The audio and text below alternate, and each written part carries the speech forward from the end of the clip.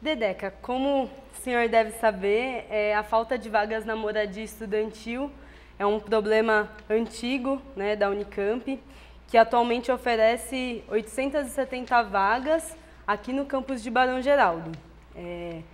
Com o crescimento do número de estudantes com uma renda familiar em torno de 1 a 3 salários mínimos, essa necessidade de moradia estudantil, né, o aumento de vagas, se faz mais urgente do que nunca, assim.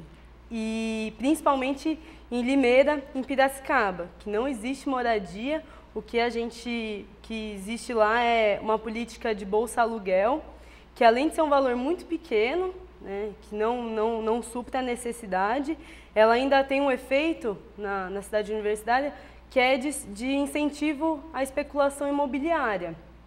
Eu queria saber do senhor, assim, qual é o plano para a expansão de moradia física no seu período de gestão? Eu acho que é uma pergunta muito importante por parte do movimento estudantil e acho que é uma demanda que a gente tem que olhar com muito critério e muito cuidado. Eu tive, dentro da Pró-Reitoria de Graduação, essa experiência. Eu acho que toda a reformulação que, na época em que eu fui pró-reitor de graduação, a gente fez, tanto na gestão da moradia quanto no SAI, eu tenho certeza que, quando eu deixei a Pró-Reitoria de Graduação, não havia estudantes sem moradia. Isso eu tenho absolutamente segurança e consigo demonstrar em quaisquer que sejam as possibilidades que eu tiver para dar esses indicadores. Você aponta uma questão que é preocupante. Eu também tenho as minhas preocupações, justamente por ter sido pró-reitor de graduação.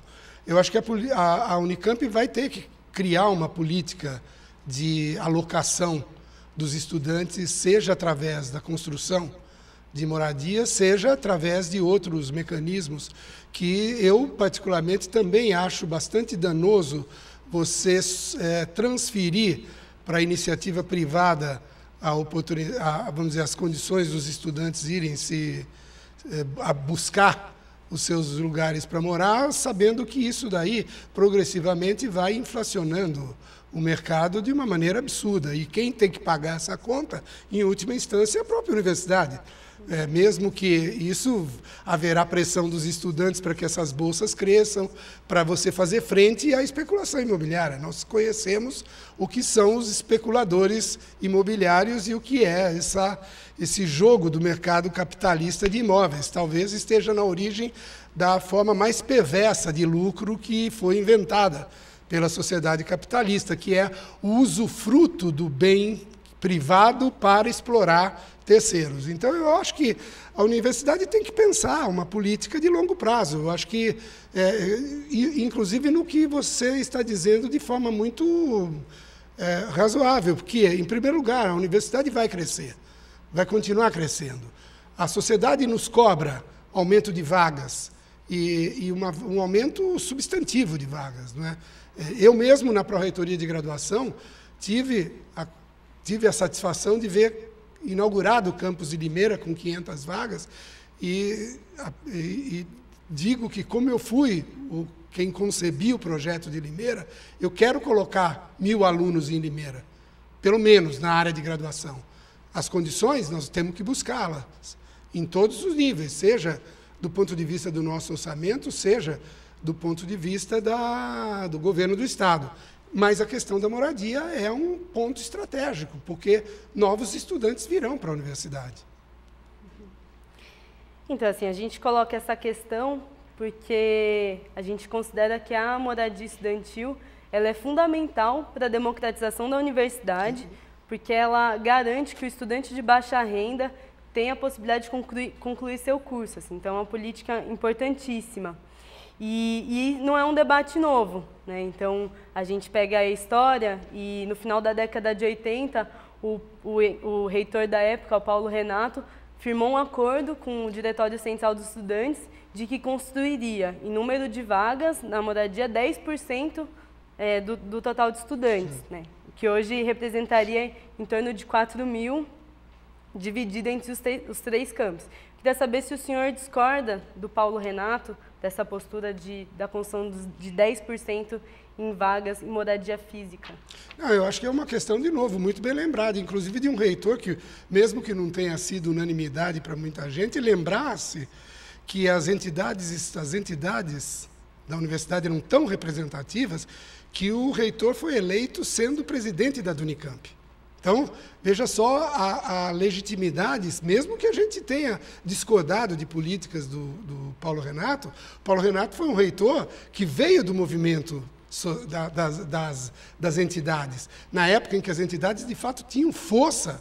E eu gostaria de tocar esse ponto para vocês, que também é uma crise de representatividade das nossas entidades. O que está acontecendo? Será que não é o modelo de universidade que nós escolhemos que esfacela a ação mais abrangente das entidades, seja de docentes, de funcionários, de estudantes? Eu acho que isso tem que ser levado em consideração. Por isso que eu acredito que alguém que estava compromissado com as causas da universidade, como esteve o Paulo Renato, eu presenciei e participei da TABA, e acompanhei toda essa briga. Eu fiz parte de todos os movimentos em defesa da universidade pública. Eu acho que o Paulo Renato assinou na convicção de que a gente tinha que, de fato, dar sustentação àquilo que a gente acredita que deva ser as condições para os nossos estudantes. Por isso que eu sou sempre e serei defensor de todas as demandas que sejam para atender às necessidades da nossa população maior,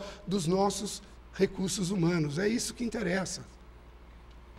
Professor Dedeca, apesar da isonomia salarial de docentes nas 3 universidades públicas paulistas, já havia discrepância nos vencimentos de docentes que ocupam a mesma função e cargos devido às gratificações diferenciadas. Atualmente, isso tem se agravado pela criação de diversos tipos de auxílio em forma e valores diferenciados nas 3 universidades, e que, além de ferir o princípio da isonomia, representam, esses últimos, um rebaixamento salarial dos aposentados. Além disto, com a implantação da nova carreira docente, que introduziu níveis intermediários entre os níveis MS3 e MS5, MS5 e MS6, e não contemplou um plano de transposição dos aposentados para essa nova carreira, houve, na prática, uma quebra da paridade entre os ativos e os aposentados. Qual a sua posição e como pretende tratar dessa questão? Eu acho que é uma questão fundamental que você levanta. Em primeiro lugar, a questão da isonomia entre as 3 universidades. Fui eu quem presidi o grupo de trabalho do CRUESP. Nós demoramos 1 ano e meio para chegarmos num acordo entre as 3 universidades sobre o novo plano de carreira. Não é trivial.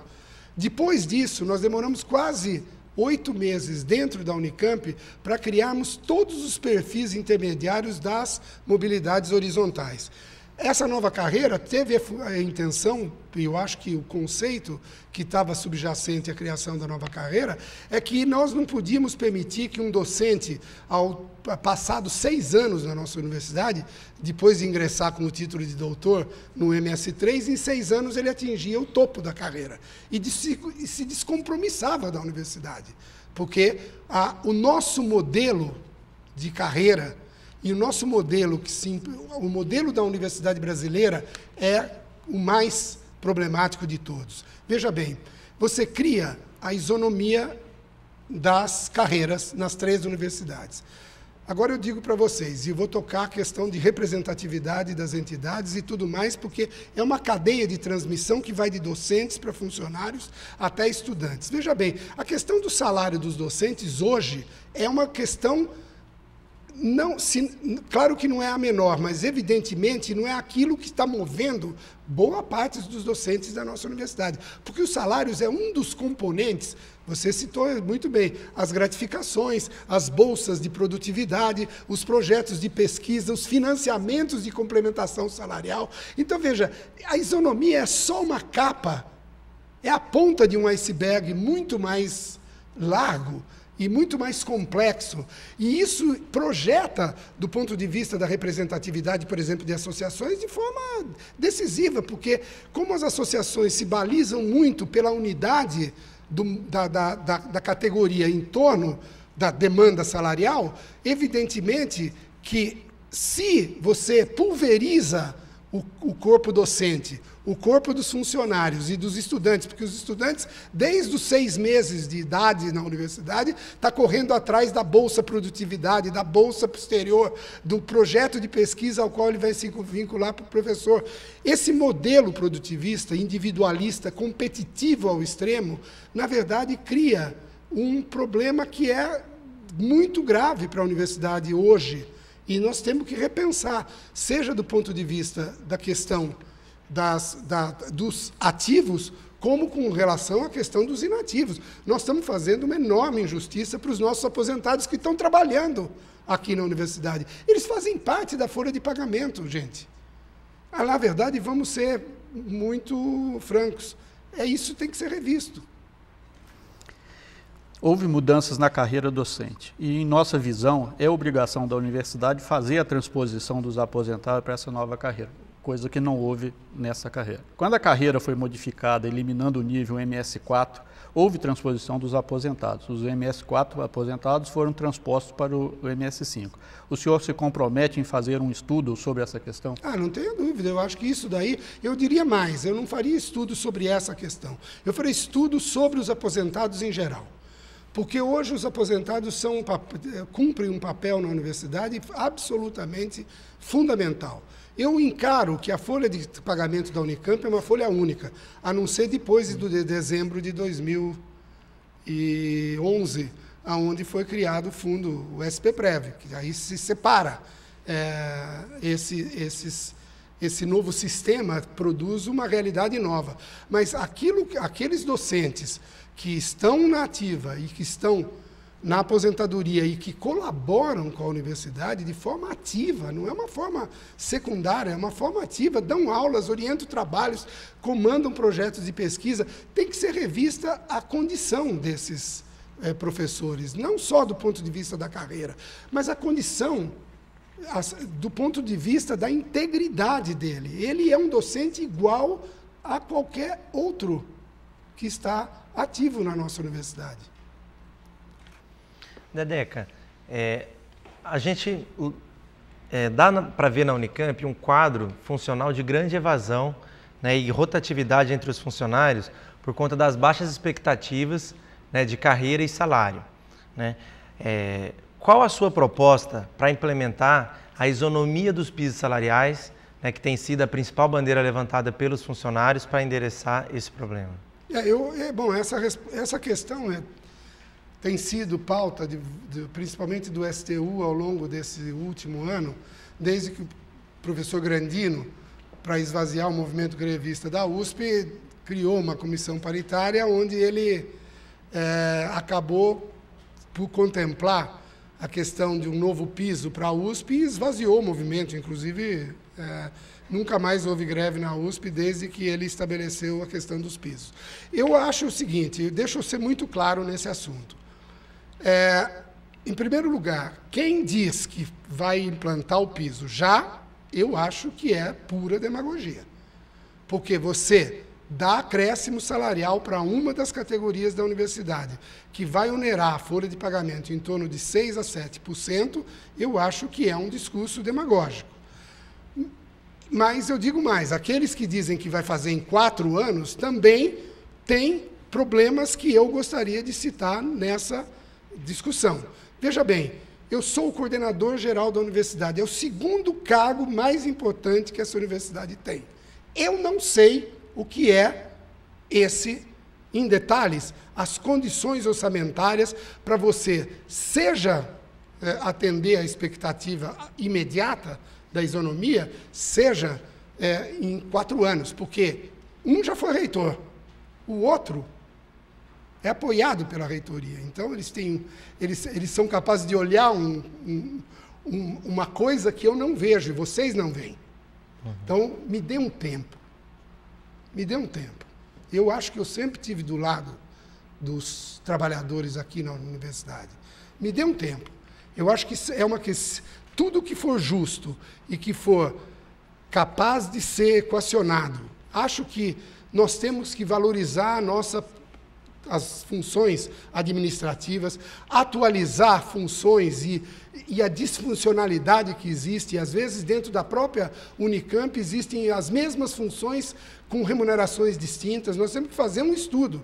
Deem tempo para... Eu me comprometo, com certeza, dentro do nosso programa de gestão, tem uma proposta boa. E não é de promessas vazias. Eu acho que de ações efetivas para que a universidade venha, junto conosco, pensar o futuro dela. Eu acho que é mais importante você estar junto para definir a política da universidade do que ouvir discursos que são demagógicos, porque eu acho que pode colocar a universidade numa divisão profunda entre categorias, porque você pode aumentar salários para uns e prejudicar outros. Eu gostaria de ter tempo para estudar, mas tenho muitas ideias, conheço bem o problema. De todo jeito, a demanda, como o senhor mesmo colocou, ela não é imediata, né? Na verdade, nós já estamos há 2 anos levantando essa bandeira.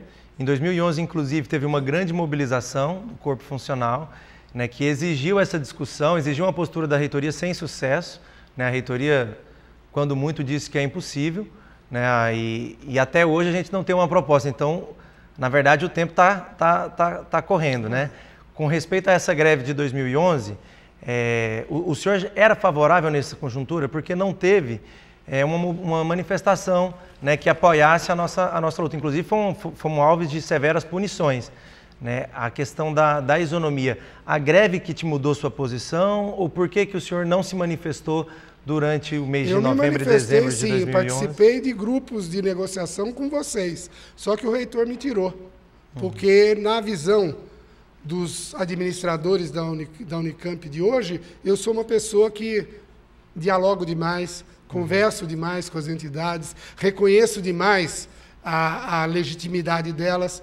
Então, o que corre, os boatos que correm, a Rádio Peão corre solta nessa universidade, de que o professor Dedeca ele é muito bonzinho para funcionários e para estudantes, ele é muito compreensivo com relação às demandas. E não é isso.